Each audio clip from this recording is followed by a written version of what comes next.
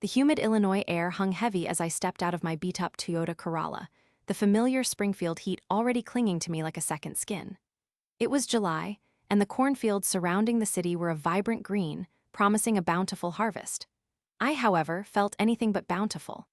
At 28, I was stuck in a rut, working a dead-end job as a data entry clerk at some insurance company, and my dreams of becoming a writer felt like distant, fading stars. My name is Lila Thompson, and I've lived in Springfield my entire life. It's the kind of town where everyone knows everyone, where Friday night football games are a sacred ritual, and where change comes slower than molasses in January. I always felt like an outsider, a square peg in a round hole. While my friends were getting married, buying houses, and starting families, I was still renting a small apartment above a bakery, subsisting on day-old pastries and the faint hope that one day I'd write something that mattered. The nemesis in my life wasn't a person exactly, but a feeling. A persistent, nagging feeling of inadequacy. The stories I wrote always seemed to fall flat, the characters lifeless, the plots predictable. Rejection letters from literary magazines piled up on my desk, each one a tiny dagger twisting in my already wounded pride. My parents, well-meaning but clueless about the world of art, constantly suggested I pursue something more practical, like accounting or nursing. My escape, or rather my coping mechanism, was the local library. It was a sanctuary, a quiet refuge from the noise and expectations of the outside world. I spent hours wandering the stacks, inhaling the scent of aged paper and ink, losing myself in the words of others. I dreamt of having my words immortalized on these shelves one day. One sweltering afternoon, while browsing the new releases, I stumbled upon a flyer tacked to the bulletin board. The Springfield Writers Group, it proclaimed in bold letters. Seeking new members, all genres welcome. Underneath, there was a meeting time and location.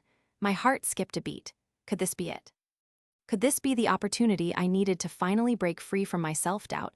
Hesitantly, I tore off a corner of the flyer with the contact information. I spent the next few days agonizing over whether or not to attend. The thought of sharing my work with strangers terrified me. What if they hated it? What if they confirmed my deepest fear, that I was simply not good enough? But the alternative, continuing down the path of quiet desperation, was even more frightening. So, with a mix of trepidation and excitement, I marked the date on my calendar. Act 2 began on a Thursday evening. The meeting was held in the back room of a coffee shop downtown. As I walked in, clutching a worn-out copy of my latest short story, I was immediately struck by the eclectic mix of people. There was a woman with bright pink hair and multiple piercings, a retired English teacher with a tweed jacket and a pipe, and a young man with a nervous energy who kept fidgeting with his glasses. The group leader, a jovial man named George, greeted me with a warm smile and introduced me to the others. We went around the circle, each person sharing their name and a brief description of their writing style. When it was my turn, I stammered through my introduction, my voice barely above a whisper. Then came the moment of truth. We were to share our work and receive feedback. The pink-haired woman read a dark, gritty poem about urban decay. The retired teacher presented a meticulously crafted historical essay. And the nervous young man read a quirky science fiction story filled with bizarre aliens and outlandish technology.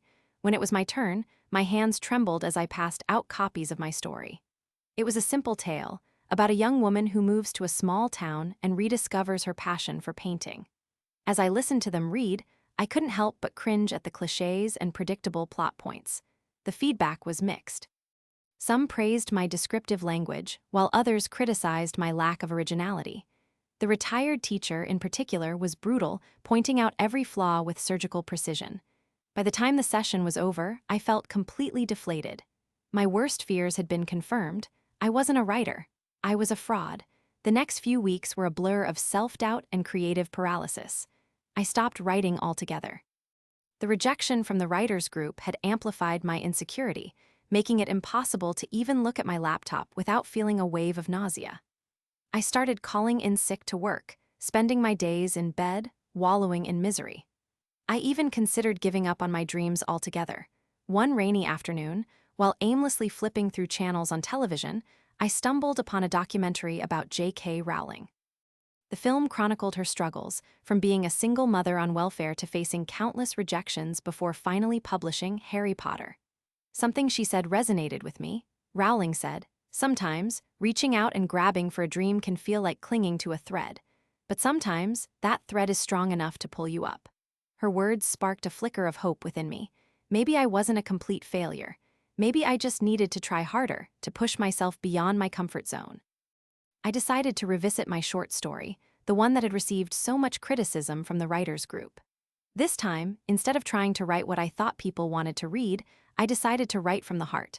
I rewrote the entire story, tearing down the cliches and adding layers of complexity and emotion. I gave my character a backstory, flaws and all. I made the small town a more vibrant, realistic place, filled with both beauty and hardship. I delved deeper into the theme of artistic rediscovery, exploring the challenges and rewards of pursuing one's passion. It was hard work, but this time I felt a sense of purpose, a sense of connection to my story. I poured my heart and soul into it, and when I was finally finished, I knew, deep down, that it was the best thing I had ever written. Act 3 began with a leap of faith. I decided to submit my revised story to a literary magazine, a prestigious one known for its discerning taste. I knew the odds were slim, but I also knew that I couldn't give up without trying. Weeks turned into months and I heard nothing. I tried to distract myself, focusing on my job and spending time with friends, but the thought of my story lingered in the back of my mind. I checked my email obsessively, hoping to see a notification from the magazine. Then, one day, it happened. An email arrived with the subject line, "Submission Decision." My heart pounded in my chest as I slowly opened the message. "Dear Lila Thompson," it began, "we are pleased to inform you that your short story, The Colors of Hope, has been accepted for publication in our upcoming issue." I stared at the words in disbelief. Tears welled up in my eyes as the reality of the moment sunk in. I had done it. I had overcome my self-doubt, faced my fears, and achieved my dream. The publication of my story was a turning point in my life. It gave me the confidence to pursue my writing with renewed passion and determination. I continued to attend the writers' group, not as a timid novice, but as a confident artist. I even started working on a novel, a sprawling epic about a family struggling to survive during the Dust Bowl, but the biggest change was within myself.